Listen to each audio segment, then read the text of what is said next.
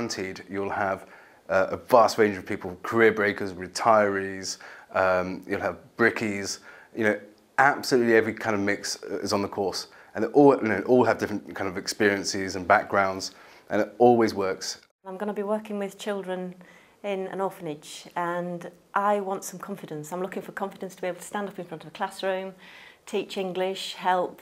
So it's really a confidence boost because I've never done anything like that before. I'm going to Italy as part of my course for a year. So I think, you know, you're going to need a little bit of money if you go to Italy. So I could either try and get a job, or I could do this TEFL course, which would actually be quite useful, well, almost everywhere around the world. Well, I really like to travel. I just spent a semester abroad in South America in Buenos Aires, and I did a bit of traveling there. I would love to be able to travel and teach English as a foreign language. That is very appealing. Basically, I want an excuse to go over and live in Europe or somewhere in the world.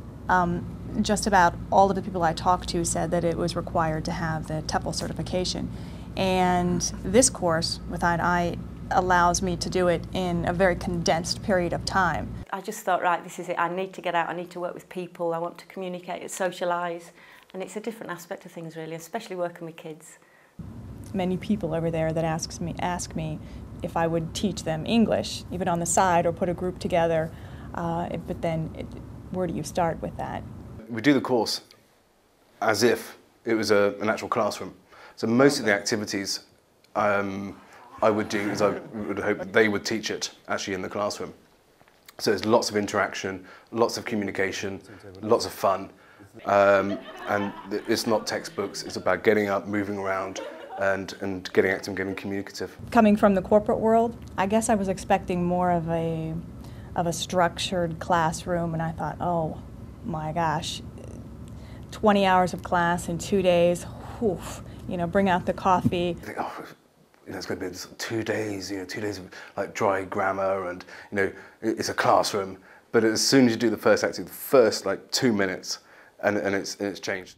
But I never expected to laugh so much and have so much fun. It's continual.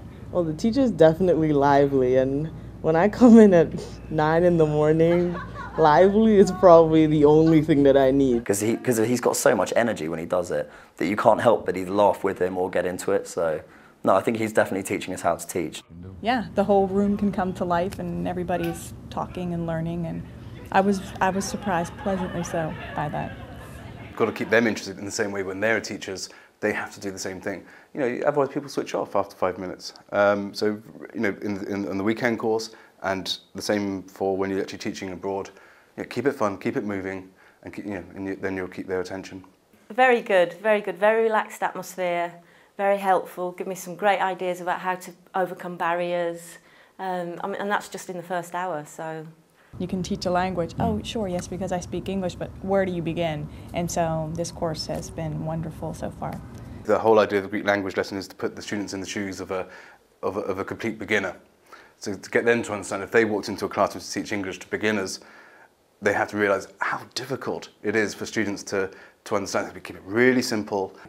And he threw us straight into it by just kind of going yazoo, and no one really knew what it meant. And then he kept kind of doing it, and everyone kind of thought, okay, he's saying hello in certain language. We didn't know what language it was, and then he started saying other words like, how are you, do you like this, do you like that, all in Greek. And even though we didn't know what he was saying, purely by his actions, we picked up what it meant, and then he went around the class and made everyone interact and do it to each other. And within about 20 minutes, we could say about 5 sentences in Greek.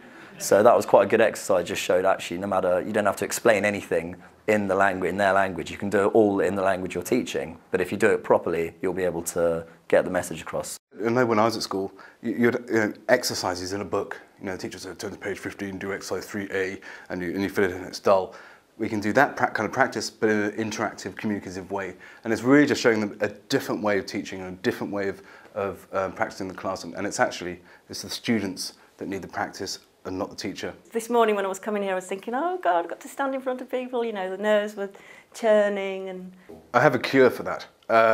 So the very first activity is an icebreaker. The sort of icebreaker that's quite embarrassing, but it brings down those barriers. So after they've done that, they're ready for anything. but to actually get up and physically get active and talk to people, and you know, immediately you're sort of thrown in and you have to break the ice, and it's just that was really, really good. You get to do it and make your mistakes and get the feedback in this environment, which is just fantastic, and you have fun and you learn at the same time. Of course, practice is a big aspect as well. Just coming in here and having people give us feedback on how well we teach or what we do poorly, I think that's, I don't know, it's second to none. That's something that you need to have from your peers, because they can get ideas from you and your teaching styles, but at the same time you can feed off of them. I really like lesson planning. I had no idea how to do all that stuff, and now I know how to basically plan a lesson. It's a lot more work than I thought it'd be. That's one thing I've definitely learned from this weekend. Structure is crucial. If you don't have a structure, then you're going to get lost, and then you're going to freak out in front of the kids, and then they're going to pick up on that, and they're just going to walk all over you. So, no, I feel much more confident about teaching now. I've learned a little bit from everybody because, like you said, everybody has a different experience. Everybody has a different reason for being here, and they may have an opportunity or a pathway or something that you hadn't thought of. My main aim was to come here and gain some confidence standing in front of a class, and Joe has very expertly helped me to be able to do that. I think that having the course and learning to do a lesson plan, learning to even make your strengths stronger by emphasizing them through the lesson plans, through the practice, I really love that about this course. I'm shocked. Like I said, I'm shocked at how much in one weekend you go from that kind of mentality till the end. Now I'm perfectly comfortable. I didn't know a darn thing about teaching before I came in here, and I feel pretty good about it now. If you don't have the time, or if you want to know if this is something that you could do or that you would like to do, it's a fantastic way to do it. No course will make you a teacher, but it should put you in a mind that, yes, I can go out and become a teacher. No matter what course you do, the first time you step into a classroom, you're not really a teacher. It's really an experience that does that. So I would say that if you can go away with an idea how to plan and prepare a lesson, with just the ideas that you've got to get the students to do the talking and not you, you'll be onto a winner. Yeah. Well worth the investment in yourself. Absolutely. Absolutely.